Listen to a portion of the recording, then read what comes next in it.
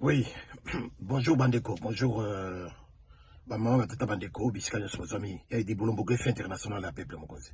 Na yekolobela nano bato yo tozobenga ba politiciens parce que ce ne sont pas vraiment des vrais politiciens ou bazana mboka wana, hein, ba congolais ou bazana mboka wana, ba députés, hein, ba bonobono ba chimpanzé boyo kanga nano bien.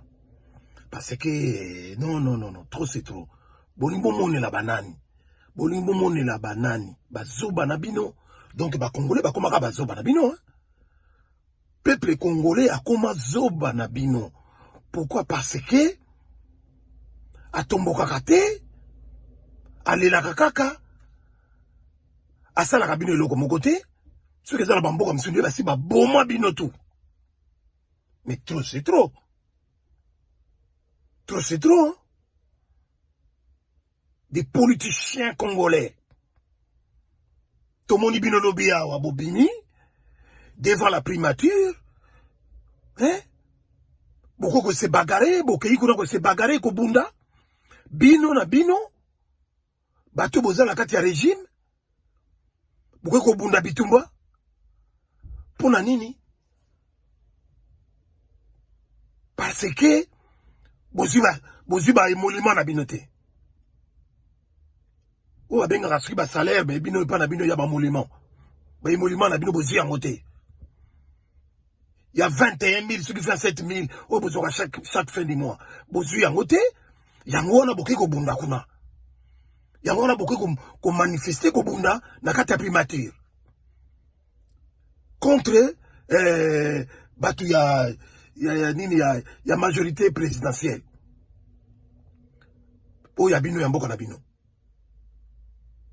Donc eloko bino bo moneli ya ko bunda et ça kaka pona ben terrain na bino moko propre.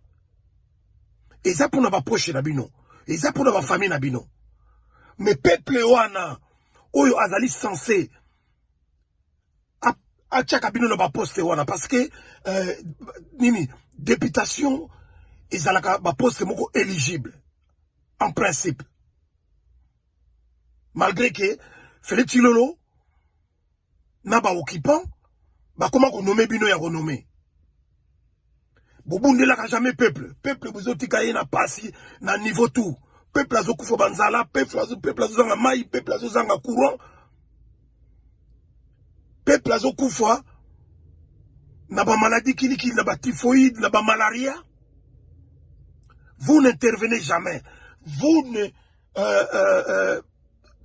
ne contrôlez pas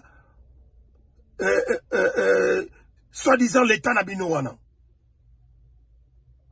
Vous ne reprochez rien au gouvernement. Bolo bakailo comme côté. Bazo boma batuna est.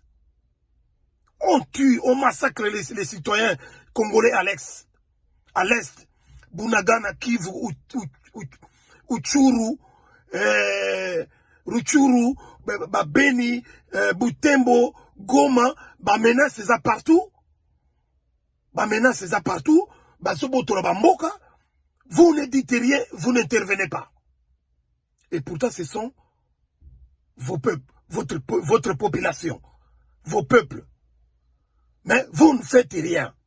Mais quand il s'agit de vous, pour vos intérêts propres, alors là, vous vous mettez debout. Vous ne pas spectacle.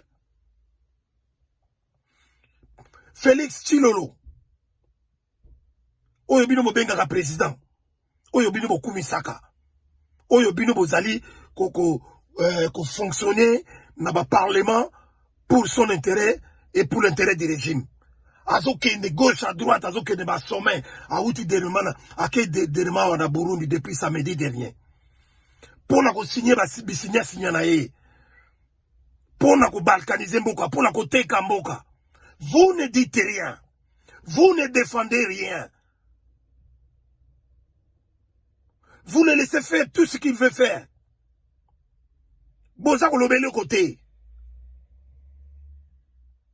Pourquoi? Parce que vous êtes des corrompus. Azopé Sabino 21 000, 27 000 dollars. Et Bokara Minoko. Et vous trouvez tout ça normal. Donc, en conclusion, pour la biso, résistant, nous vous considérons comme des traîtres. Et vous allez payer en conséquence. Boyebi, pardon, la conséquence c'est trahison. Vous allez payer cher. Mais quand on Sabino, ok, beaucoup de foot à cher. Mais quand il s'agit, pardon, quand il s'agit, il y a des élections. Ceux qui veulent des élections, Bobini, Failou, Beba, Muzitu, Moïse Katumbi, et le reste, Bobini Bini. Là, Boyeko Laksaba Grodo Nabino, Boyeko Kosaba Peuple Nabino. Hein? Boazako Salama Kamabe, Félix Chilo Lazosama Kamabe, Bozo le barien. Tout ba bomba,